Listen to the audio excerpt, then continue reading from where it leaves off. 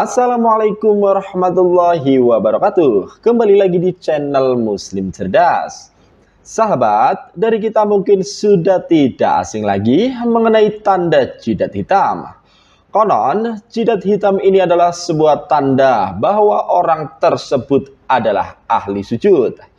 Sampai-sampai orang yang katanya baru hijrah tidak berselang lama ada tanda hitam di wajahnya. Padahal apabila orang sholat dan cara sujudnya benar, maka tidak akan memburukkan wajah, melainkan sebaliknya menjadikan bercahaya dan berseri-seri. Adapun jika jidat menjadi hitam dan kapalan, maka sepertinya ada yang salah dengan gerakan sholatnya. Sebab yang menjadi penopang utama adalah kedua tangan saat sujud, tapi bukan kepalanya atau jidatnya. Sebagian masyarakat kita sering menganggap tanda hitam sebagai tanda kesohihan seorang karena rajin beribadah. Tanda hitam di dahi ini bahkan tidak hanya dimiliki oleh laki-laki saja, karena perempuan pun tak jarang juga memiliki tanda ini. Meskipun tidak sepenuhnya salah, namun tanda hitam di dahi sebenarnya tidak bisa kita jadikan acuan sebagai tanda dari kesohihan dan ketaatan seseorang. Masih ada beberapa aspek lainnya yang bisa kita lihat untuk melihat tingkat ketakwaan seseorang tersebut. Bahkan dikatakan kita harus berhati-hati dengan tanda hitam di dahi kita. Karena hal tersebut bisa menimbulkan riya dari Abi Aun. Abi Darda pernah bertemu seseorang yang memiliki tanda hitam di dahi. Kemudian beliau berkata, seandainya bekas itu tidak ada pada dirimu, tentu lebih baik. Dalam sebuah riwayat, salah seorang sahabat terkemuka, Abdullah bin Umar bin Khattab radhiyallahu anhu, tidak menyukai adanya bekas hitam di dahi seorang muslim. Dari Salim Abu Nads, ada seseorang yang datang menemui Ibnu Umar. Setelah orang tersebut mengucapkan salam, Ibnu Umar bertanya kepadanya, "Siapakah kamu?" "Aku adalah anak asuhmu," jawab orang tersebut. Ibnu Umar melihat ada bekas sujud yang berwarna hitam di antara kedua matanya. Beliau pun berkata kepadanya, "Bekas apa yang ada di antara kedua matamu? Sungguh aku telah lama bersahabat dengan Rasulullah, Abu Bakar, Umar, dan Utsman. Apakah kau lihat ada bekas tersebut pada dahiku?"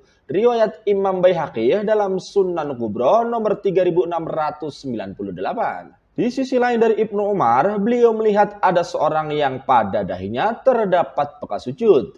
Ibnu Umar berkata, "Wahai hamba Allah, sesungguhnya penampilan seseorang itu terletak pada wajahnya. Janganlah kau jelekkan penampilanmu."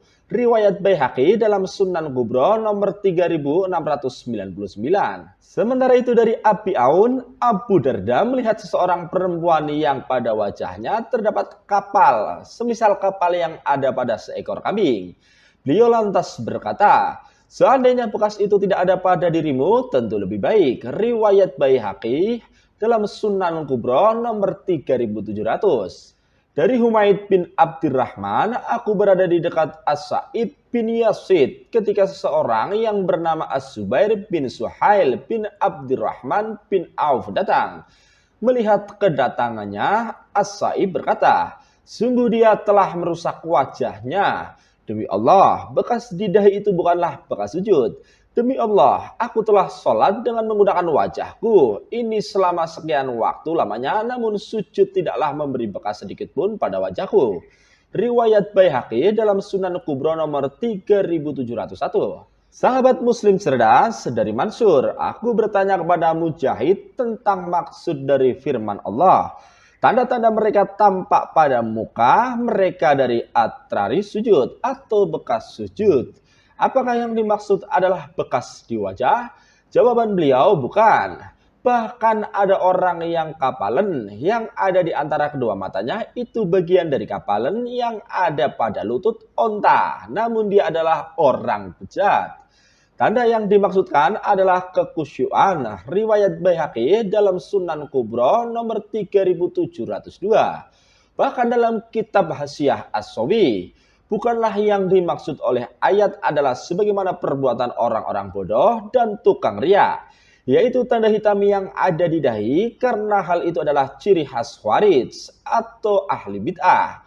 Dalam sebuah hadis disebutkan, sungguh saya benci seorang yang saya lihat di antara kedua matanya terdapat bekas sujud. Hasyiah As-Sawi 4/134 dan Alfi. Dari riwayat-riwayat di atas, jelas sekali bahwasanya para sahabat yang hampir setiap hari bersama Rasulullah Shallallahu Alaihi Wasallam dan seumur hidupnya beribadah sebagaimana Ibnu Umar, tidak ada dan tidak membenarkan tanda jidat hitam atau kapalan di wajahnya seperti Wahabi, khususan Yazid Jawas CS ini.